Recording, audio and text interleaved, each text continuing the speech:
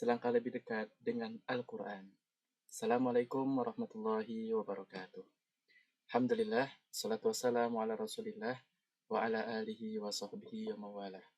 Asyhadu an la ilaha illallah wahdahu la syarikalah, wa asyhadu anna Muhammadan abduhu wa rasuluh. Allahumma faqihna fid din wa alimna ta'wil. Di pertemuan kali ini, kita akan membahas surah yang ketiga turun kepada Rasulullah SAW, yaitu surah Al-Muzammil. Surah ini adalah surah Makkiyah, terdiri dari 20 ayat. Ayat 1 sampai 19 adalah ayat-ayat yang turun sebelum hijrah Makkiyah, sedangkan ayat yang ke-20 adalah ayat Madaniyah, turun setelah hijrah. Nah, mari kita bahas bersama dengan tafsir Al-Jalalain yang dikarang oleh Imam Jalaluddin Al-Mahalli dan Imam Jalaluddin As-Suyuti. Mari kita ke Maktabah Syamilah.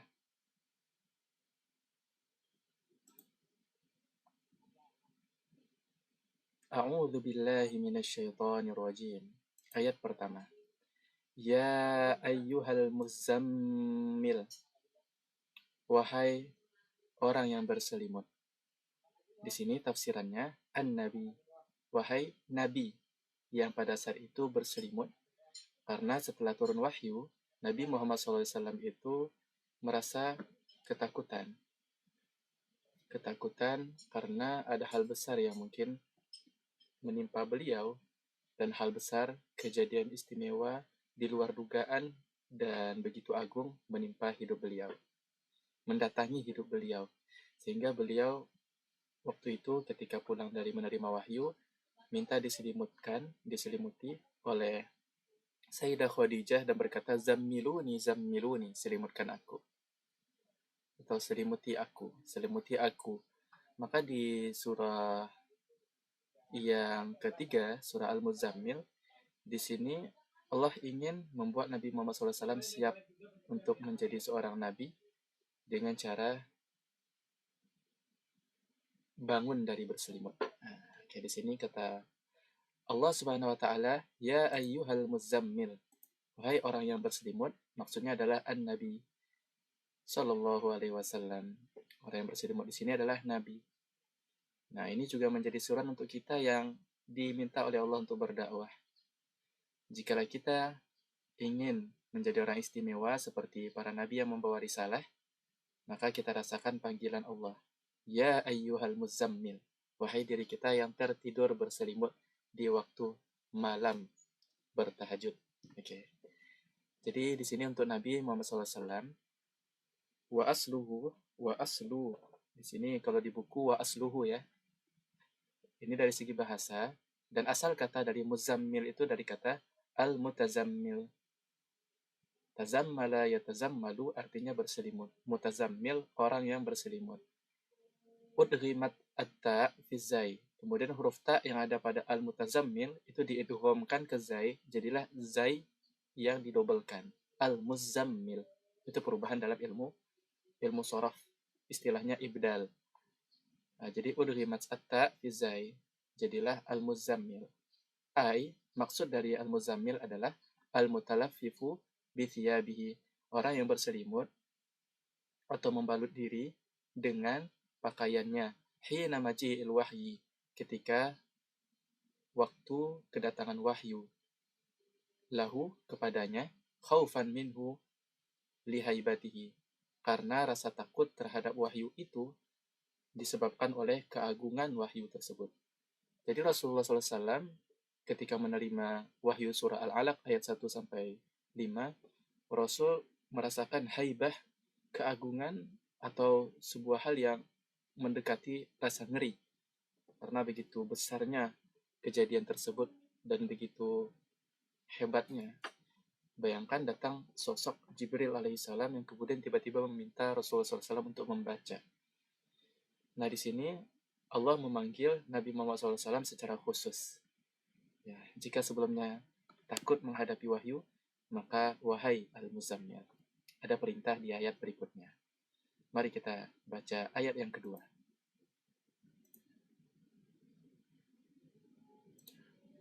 Qumil laila. berdirilah di waktu malam. Berdirilah di waktu malam. Maksudnya sholli, salatlah, illa qalila, kecuali sedikit dari bagian malam.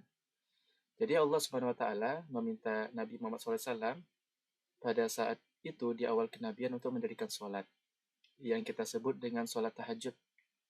Setelah kita tidur, kita berselimut, kita bangun di tengah malam, kita sholat itu sholat tahajud.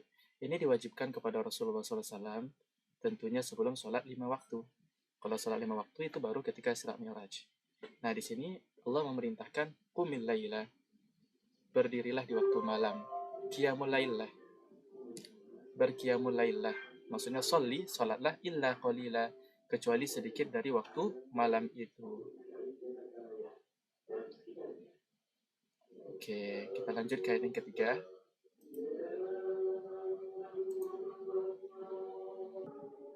Ayat yang ketiga, nisfahu awinqus minhu qalila. Kita tafsirkan. Di sini kata dalam tafsir Al-Jalalain disebutkan nisfahu, setengah dari malam. Maksudnya kurangi. Kalau dalam Al-Quran kan qumil laila illa qalila. Dirikanlah, di ayat sebelumnya dirikanlah malam kecuali sedikit darinya. Kemudian sedikit darinya ini dibadal dengan lafaz setengahnya. Nisfahu, kecuali setengah dari malam. Di sini dikatakan lafaz nisfahu, setengahnya itu adalah badal dari lafaz qalila. Jadi dirikanlah malam kecuali setengahnya, kecuali sedikit, yaitu setengahnya. Adapun di dalam kitab tafsir lain, Ana sudah cek dalam tafsir Al-Qur'anil Azim Ibnu Katsir, Ma'alimit Tanzil Al-Baghawi, kemudian At-Tahrir wa Tanwir Ibnu Ashur, itu nisfahu menjadi badal dari malamnya sendiri. Dirikanlah malam setengahnya. Gitu. Tapi kalau di dalam tafsir Al-Jalalain yang ditulis oleh Imam Jalaluddin As-Suyuti dan Jalaluddin Al-Mahalli, nisfahu di sini adalah badal bukan dari malamnya, tapi dari yang dikecualikan atau lafaz sedikit dari malam yang dikecualikan. Maksudnya dirikanlah malam kecuali setengahnya. Kalau dalam tafsir yang lain, dirikanlah malam yaitu setengah malam. Tapi nanti secara makna, baik tafsir Jalalain ataupun tafsir-tafsir yang lain itu juga tetap sama. Kita akan lihat ke depannya. Jadi kita Rasulullah diminta oleh Allah Subhanahu wa taala untuk mendirikan malam kecuali setengah dari malam.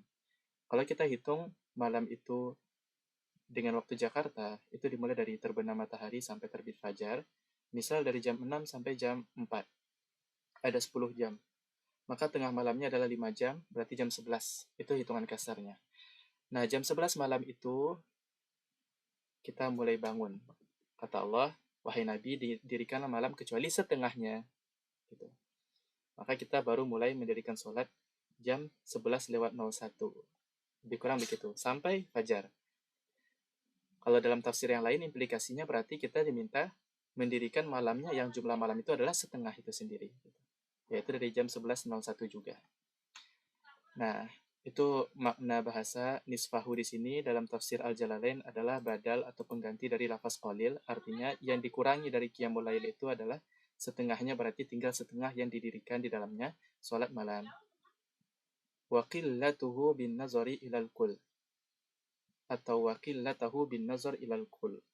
Juga lafaz nisf itu bisa diartikan paruhan yang sedikit jika dibandingkan waktu malam secara keseluruhan. Jadi seluruh malam 10 jam kita diminta untuk mengurangi sedikit saja, yaitu 5 jam. Awin kusmin hukil qalila, atau kurangilah dari hitungan pengecualian tadi sedikit. Jadi di sini atau kurangilah darinya, maksudnya dari setengah tadi, qalila sedikit, menjadi ilas sulus, sepertiga malam. Artinya waktu yang dikecualikan untuk sholat, maksudnya kita boleh istirahat selain itu adalah sepertiga. Yang semulanya kita mengecualikan hanya setengah, kemudian kita jadikan waktu istirahatnya cuma sepertiga, berarti 2/3 malamnya mendirikan sholat. Itu dalam tafsir Al-Jalalain. Kalau dalam tafsir yang lain, nisfahu mendirikan sholat malam setengah malam, dikurangkan kemudian menjadi sepertiga, berarti mendirikan sholatnya sepertiga malamnya, 2/3-nya istirahat. Nah, jadi di sini kita bisa memperbandingkan dua bentuk tafsir tadi ya teman-teman sekalian. Allah meminta Rasulullah SAW untuk mendirikan malam kecuali setengahnya atau kecuali sepertiganya. Itu dalam tafsir Al-Jalalain. Kalau dalam tafsir lain, Allah meminta Nabi Muhammad SAW mendirikan malam, yaitu setengahnya atau yaitu sepertiganya. Nah, bisa dipahami ya insya Allah. Kalau kita tambahkan ayat berikutnya, maka akan menjadi utuh, sama saja maknanya dengan tafsir Jalalain atau dengan tafsir Ibnu Katsir, Al-Baghawi, dan lain-lain. Dan yang lainnya. Nah, di ayat yang keempat, أَوْ زِدْ عَلَيْهِ وَرَتِّلِ الْقُرْآنَ تَرْتِيلًا. Tafsirnya, atau tambahkanlah dari waktu itu. Yang tadi kita kurangi jadi sepertiga pengecualiannya, kita tambahkan pengurangannya menjadi lebih dari setengah menjadi 2/3, ilas sulusain menjadi 2/3. Dan lafaz au di sini itu litakhir, untuk memberikan pilihan. Rasul bisa memilih apakah dengan sholat setengah pas dikurangi setengah malam, berarti 5 jam untuk istirahat dikurangi, atau yang dikurangi itu lebih kurang lagi dari setengah, yaitu sepertiga, maka 2/3 mendirikan malam, atau ditambah pengurangan itu dari setengah menjadi 2/3 sehingga mendirikan malamnya cuma sepertiga. Jadi di sini litakhir, au di sini adalah litakhir, Rasul bisa memilih. Nah, kalau dalam implikasi tafsir yang lain tadi, berarti Rasulullah bisa memilih sholat malam itu setengah malam atau 5 jam. Qumil laila illa qalila nisfahu, dirikanlah malam setengahnya. Atau kurangi dari setengah, berarti menjadikan malam sepertiga. 2/3 istirahat. Atau zid alaihi, tambahkan dari setengah, berarti 2/3, sepertiga untuk istirahat. Ala kulli hal teman-teman sekalian, jika kita ingin menanggung risalah yang kuat, risalah yang berat, dan misi yang hebat, dan beban hidup yang berat, maka kita butuh sholat malam. Baik itu setengah malam, maupun kita tambahkan jadi sepertiga, atau kita tambahkan, kita kurangi jadi sepertiga, atau kita tambah menjadi 2/3 untuk sholat malam kita, atau mungkin seberapa bisa yang kita lakukan. Nah, litakhir. Jadi di sini Rasulullah SAW diberikan pilihan, dan memang sholat malam itu sesuai kemampuan kita. Kita lanjut. Warattilil Qur'ana, dan tartilkanlah Al-Quran. Apa maksud tartil? Ulama menjelaskan, dalam membaca Al-Quran, kita mesti mentartilnya sebagaimana dia diturunkan oleh Allah SWT melalui malaikat Jibril kepada Rasulullah SAW. Dan tartil artinya adalah memperbagus bacaan dengan bacaan yang santai dan tepat tajwidnya, dengan bacaan yang kita usahakan bagus. Itu tartil. Baik itu dengan tempo tahqiq, tempo lambat, atau tempo tadwir, tempo menengah, ataupun tempo hadar, tempo cepat. Semuanya mesti dengan tartil. Oleh karenanya di sini ditafsirkan dalam tafsir Al-Jalalain, warattilil Qur'ana, dan tartilkanlah Al-Quran, maksudnya tasabbat fi tilawatihi. Tasabbat fi tilawatihi. Pastikanlah kebenaran hukum dan kebagusan bacaan ketika kita membacanya. Pastikanlah kebenaran hukum tajwidnya, dan usahakanlah bertajwid fi tilawatihi, dalam melafalkannya. Warattilil Qur'ana tartila, dan tartilkanlah Al-Quran dengan sebenar-benar tartil. Kita lanjut ayat yang ke-5. Inna sanulqi alaika qawlan thaqila. Tafsirnya, sesungguhnya kami akan memberikan kepadamu qawlan, sebuah perkataan. Sebuah perkataan ini ditafsirkan Al-Quran, Qur'anan. Thaqilan, yang berat. Maksud dari berat di sini adalah mahiban. Ini bukan muhiban, tapi yang benar adalah mahiban. Mahiban itu asal katanya mahyubun, kemudian menjadi mahibun karena sulit pengucapan mahyubun. Mahib itu adalah sesuatu yang dinilai agung dan istimewa, yang dinilai begitu berat dan besar dalam hati kita. Jadi Al-Quran itu adalah qaulan saqilah.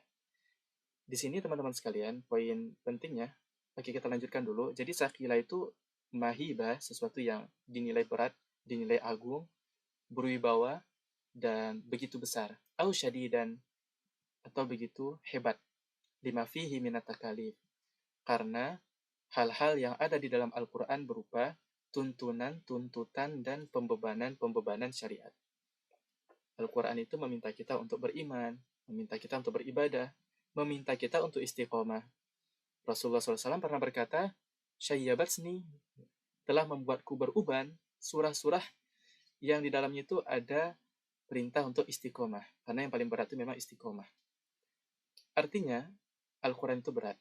Di dalamnya ada pensyariatan-pensyariatan termasuk istiqomah. Termasuk cara kita meregulasi hidup kita, hubungan dengan keluarga, hubungan dengan makhluk hidup, dan juga bagaimana kita menata pemerintahan. Itu saripatinya ada di dalam Al-Quran. Maka Al-Quran itu adalah qaulan tsaqila, dia adalah risalah hidup. Maka teman-teman, jika kita ingin mendakwahkan Al-Quran dan menerapkannya dalam kehidupan kita sambil mendakwahkannya, itu kita butuh tahajud. Sebagaimana Allah memerintahkan kepada Rasulullah SAW yang pada saat itu adalah seorang muzammil, berselimut, karena takut akan karena hebatnya wahyu gitu ya. Nah, kita sadari Al-Quran itu berat. Karena kita menyadari itu, Allah perintahkan Rasulullah SAW untuk mendirikan sholat tahajud. Kita lanjut ke ayat yang ke-6.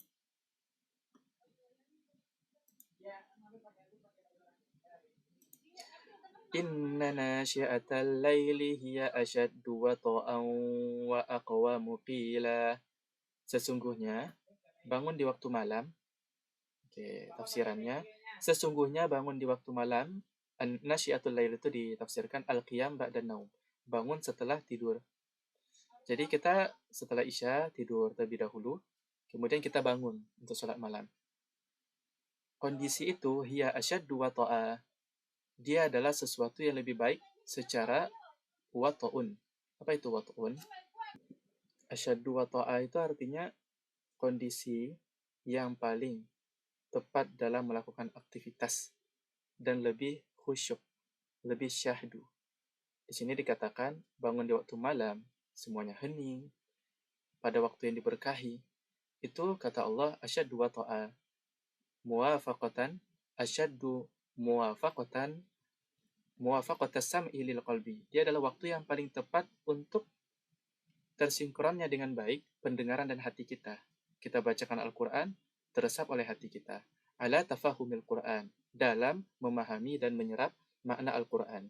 Wa aqwamu qila, bangun di waktu malam itu juga sebagai aqwamu qila, bacaan yang paling berkesan. Atau ungkapan Al-Quran itu menjadi aqwam, paling meninggalkan jejak dan bekas yang baik dalam diri kita. Di sini ditafsirkan abyanu qaula. Aqwam di sini artinya paling jelas perkataan, berupa perkataan yang paling jelas, menjadi perkataan yang paling jelas. Maka Al-Quran itu secara lugas menyerap dalam hati kita. Maka jika kita ingin Al-Quran itu menyerap dengan baik, kita siap untuk menyampaikan risalahnya dan mengamalkannya. Sambil mengamalkannya dalam hidup kita dan keluarga kita, kita butuh sholat tahajud untuk menyerap Al-Quran itu. Nah, ini untuk nasihat untuk kita bersama. Dalam tafsir Al-Jalalain dipesankan untuk kita, apapun masalah hidup kita punya panduan yaitu Al-Quran. Dan jika ingin Al-Quran itu menyerap di dalam hidup kita butuh bangun di waktu malam. Karena dia adalah waktu yang sangat tepat untuk menyinkronkan Al-Quran pada hati kita. Dan pemahaman kita menjadi lebih baik dan terbantu untuk merealisasikan Al-Quran dalam hidup kita. Kita lanjut ke ayat yang ke-7. Inna laka fin nahari sabahan tawila. Kenapa Allah SWT meminta Nabi Muhammad SAW dan kita semua untuk mendirikan malam kemudian membacakan Al-Quran?